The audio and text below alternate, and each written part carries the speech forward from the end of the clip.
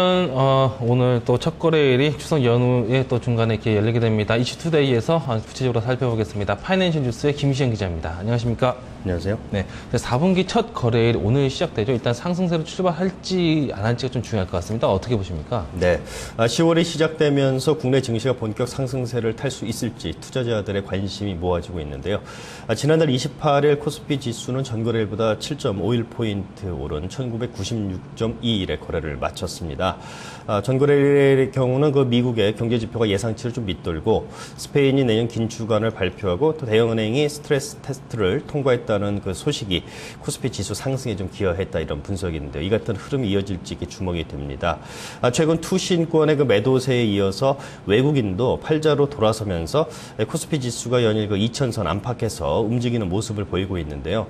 전문가들은 이번 주는 추석 연휴와 또 개천절로 휴장을 하며 코스피 지수가 크게 움직이지는 않겠다 이렇게 보고 있습니다. 하지만 10월부터는 그 글로벌 경기 회복 기대감이 반영이 되면서 코스피 지수가 그 전체적으로는 완만한 상승세를 보이지 않겠느냐라고 이렇게 전망을 하고 있습니다. 네.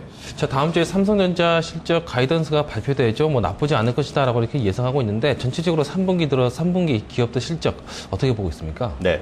3분기 실적에 대한 평가는 다소 엇갈립니다. 앞서 지난 2분기에도 실적 부진이 예상됐던 종목들이 그 실적이 오히려 개선되는 등 시장의 전망과는 좀 다소 엇박자를 내는 모습을 보였는데요. 증권가에서는 일단 3분기 실적 발표 시즌이 시작되면 3분기 실적 호전주를 중심으로 하는 투자 전략이 필요하다라고 이렇게 조언을 하고 있습니다. 대형주에서는 역시 삼성전자 주가 흐름에 좀 주목해야 할 것으로 보이는데요. 이와 아울러서 IT 부품주의 성장성과 실적에 대한 기대감이 높게 형성돼 있다는 분석이 증권가에서 제기가 되고 있습니다. 전문가들은 오는 9일 이후부터는 3분기 실적 호전주에 직접적인 그 관심을 좀 가져야 한다라고 이렇게 조언을 하고 있습니다. 네, 실적적인 면에서도 그런 변수가 좀 있습니다. 자, 일단 해외 변수에서 여러 가지 이벤트가 많습니다. 유럽에서 아직 경제 위기 불씨가 좀 사그라들지 않았고, 중국과 미국에서 뭐 대통령 그리고 중국 공산당 정권이 교체되는 등 여러 가지 큰 이벤트가 많네요. 좀 이런 이슈도 좀 정리해 볼까요? 네, 스페인이 전면적인 구제 금융책을 내놓지는 않았지만 그 재정 감축을 통한 개혁안을 발표를 하면서 주식 시장의 그 불확실성이 어느 정도 제거됐다라는 분석을 낳고 있습니다. 이에 따라서 이번 달 코스피 지수는 글로벌 경기 회복에 대한 기대가 반영이 될 것으로 예상이 되고요. 이에 따라서 완만한 상승세를 탈 것이라는 분석이 설득력을 얻고 있습니다. 하지만 앞서 말씀드린 대로 3분 기업 실적 부진과 또 스페인의 그 구제금융 관련 우려가 여전히 남아있는 점, 또 미국의 재정 절벽에 따른 경기 둔화 가능성 등이 코스피 지수의 조정 요인으로 작용할 수 있다라는 지적으로 이렇게 꼽히고 있습니다.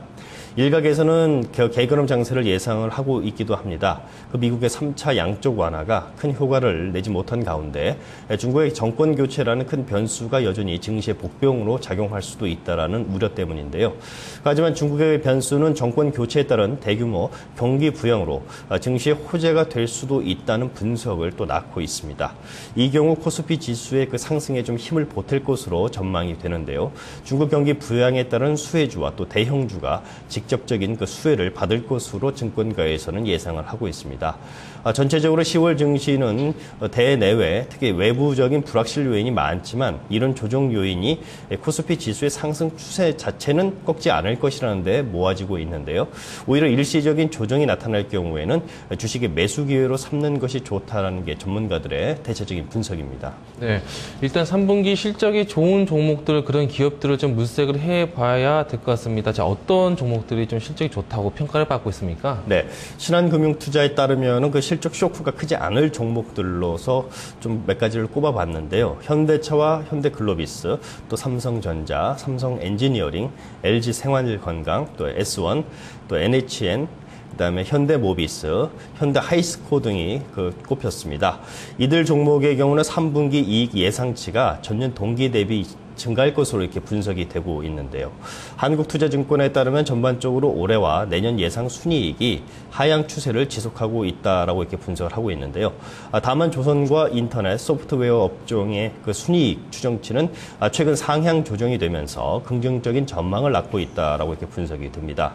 조선업종은 지분 매각 차익의 일회성 요인이 반영이 됐다라는 분석이고요.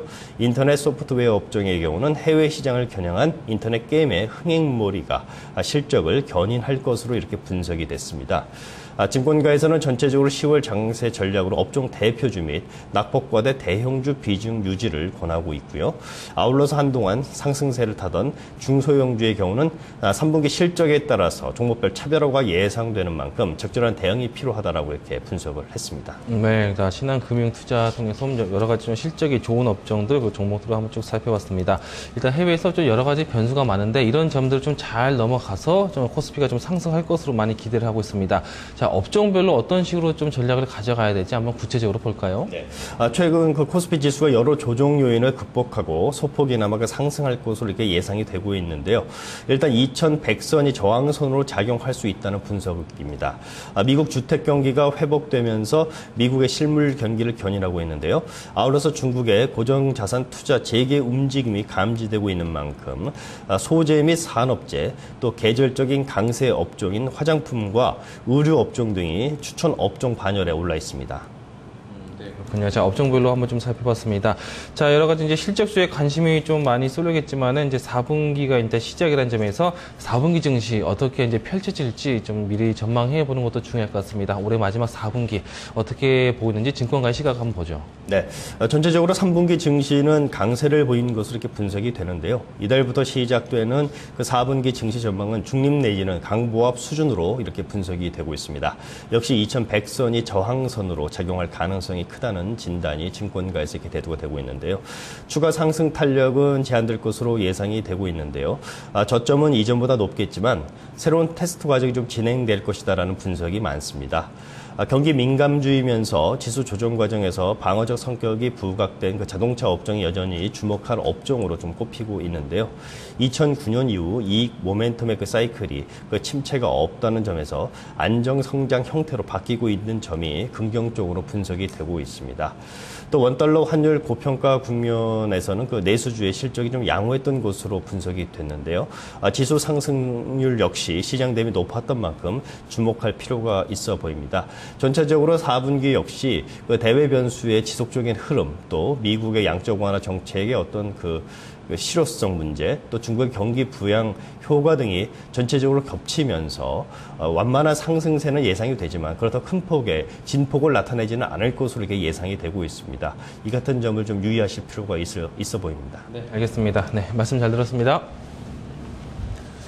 자, 10월 4분기 들어서 이제 첫 거래가 오늘부터 시작되는데 여러 가지 이벤트가 좀 많이 준비되어 있죠. 중국과 미국, 유럽 등에서 좀 터질 대형 이벤트들. 일단 호재, 악재 여러 가지 섞여 있지만은 코스피가 상승 추세로 가는 것만큼은 믿어 의심치 않는다라고 하는 게 증권가에서 나오고 있는 분석입니다. 이런 점들 좀 참고를 해보시면서 오늘 열린 증시도 좀 성공 투자로 대응해야 될 것 같습니다. 이슈투데이 김시현 기자였습니다.